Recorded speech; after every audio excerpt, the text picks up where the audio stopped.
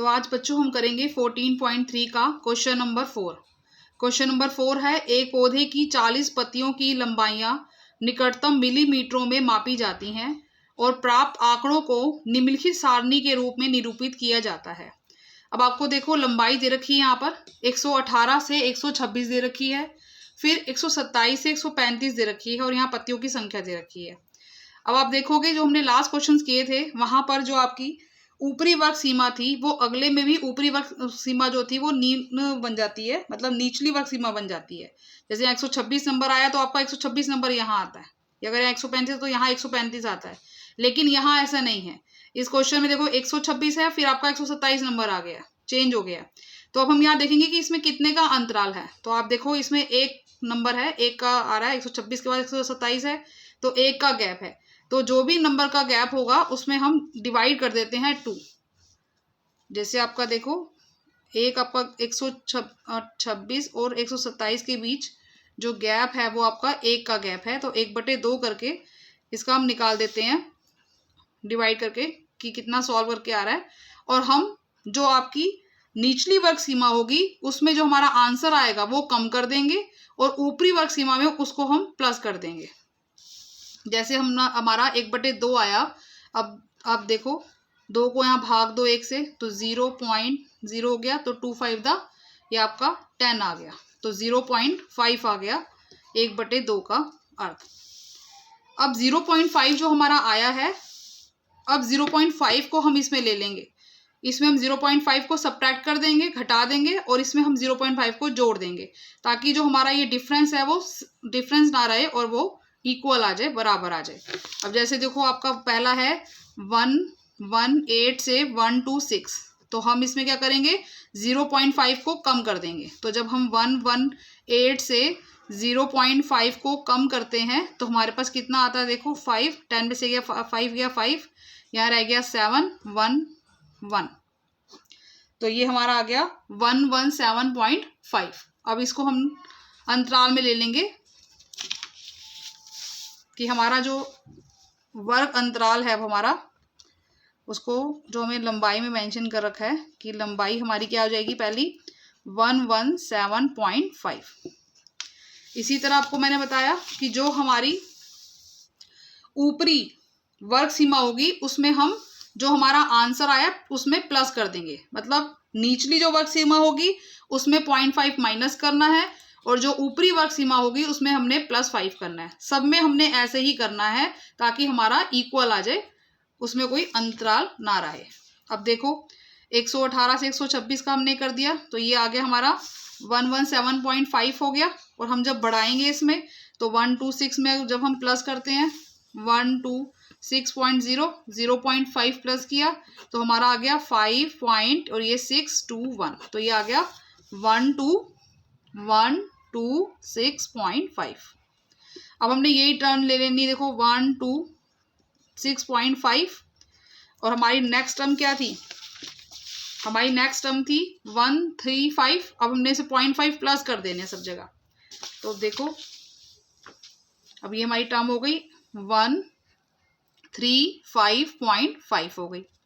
इसी तरह इसमें हम कम करेंगे तो ये आपका नेक्स्ट टर्म 13.5 हो गई, माइनस सॉरी गैप जो दे देंगे, और ये आपका आ गया 144.5।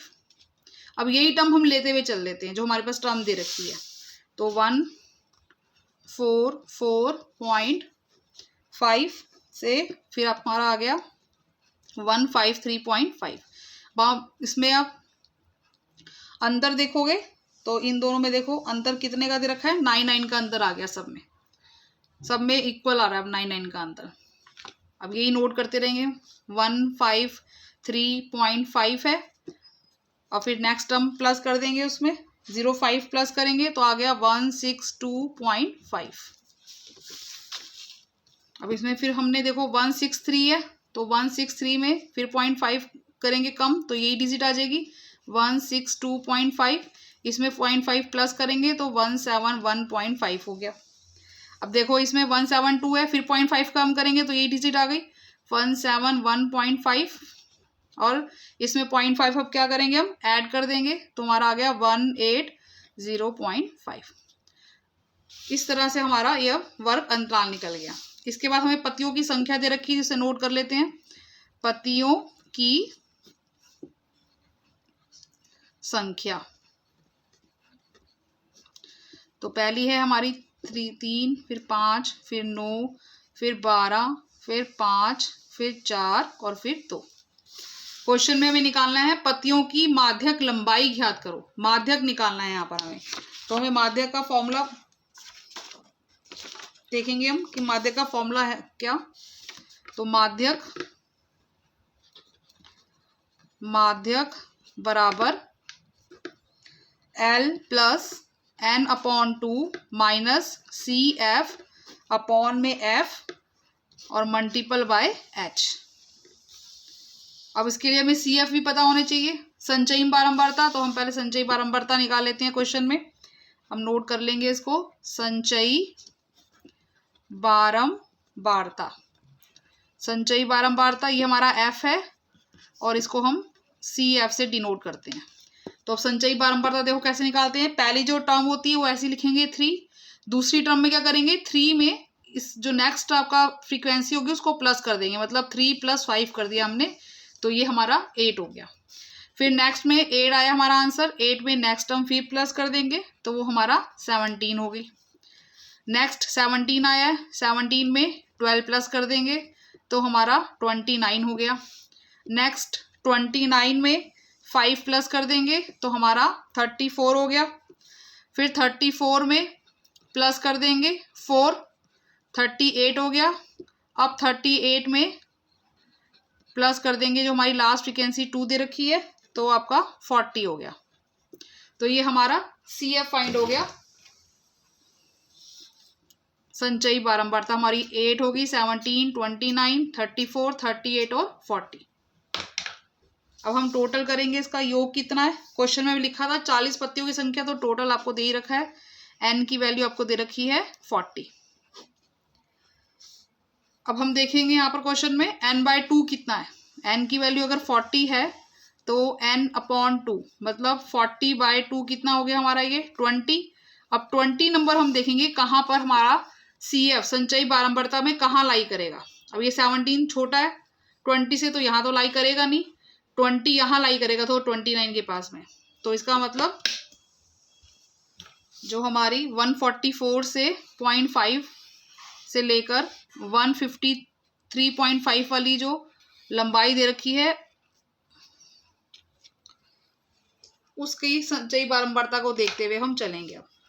अब हमें यहाँ पर माध्यक वर्ग क्या दे रखा है, तो माध्यक नोट कर लेंगे इसको कि माध्यक वर्ग बराबर 144.5 से 153.5 तक दे रखा है। इसका मतलब ये हमारी जो हो गई वो L हो गई निचली वर्ग सीमा, और ये हमारी ऊपरी वर्ग सीमा हो गई। उसके बाद हमें क्वेश्चन में देखो L फाइंड करना है, तो L हमारा ये हो गया निम्न वर्ग सीमा। n/2 हमारा 20 दे रखा है। उसके बाद है CF, पहले हम लिख लेंगे L की वैल्यू हमारी कितनी आ गई है 144.5 n/2, तो n/2 हमारा 20 है और CF की वैल्यू कितनी है। CF हम कौन सा लेते हैं, जो हमारी फ्रीक्वेंसी लाई कर रही है उससे ऊपर वाली जो CF होगा वो लेके चलेंगे, तो वो हमारा नंबर है 17। तो हम 17 नोट कर लेते हैं। H की वैल्यू, अब डिफरेंस कितना था इन दोनों के बीच में भी हमने क्या किया था, 117.5 और 126.5 के बीच में 9 का, तो ये हमारा हो गया H की वैल्यू 9 आ गई। अब हम इन वैल्यूज को क्वेश्चन में रख देंगे। अब देखो L की वैल्यू कितनी आई आपकी 144.5 हो गई, प्लस n/2 आपका 20 हो गया, माइनस CF की वैल्यू 17 हो गई, अपॉन फ्रीक्वेंसी कितनी थी, फ्रीक्वेंसी F, तो आप देखो उस टाइम फ्रीक्वेंसी कितनी है 12 है, तो F हमारा कितना है 12, मल्टीपल H की वैल्यू कितनी है 9।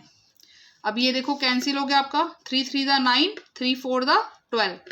अब इसको नोट कर लो, 144.5 हो गया, प्लस 20 में 17 माइनस करो तो 3 हो गया, और 3 मल्टीपल 3, तो इसको 9 ही लिख दो आप, क्योंकि 3 यहाँ से आ गया, 3 3 दा 9 हो गया, अपॉन में 4 हो गया।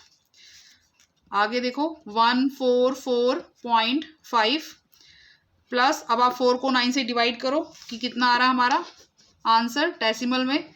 तो देखो 4 टू द 8 हो गया, 9 में से 8 गया 1, डेसिमल लगाया 0 हो गया, 4 टू द 8, 10 में से 8 गया 2, फिर 0 और 4 5 द 20। तो आपका आंसर आ गया 2.25। आप इसको नोट कर लो 2.25। अब हमने इन दोनों को ऐड करना है, प्लस कर दो अब इसको। तो 144.5 में प्लस करना है हमने 2.25, प्लस कर दो। देखो 5 हो गया, 5 और 2 7 हो गया, 4 और 2 6 हो गया, 4 और 1, तो हमारा आंसर आ गया 146.75। इसको नोट कर लो 146.75। तो क्वेश्चन में माध्यक की लंबाई निकालनी थी, तो हम लिख देंगे अतः माध्यक लंबाई 146.75 मिलीमीटर है।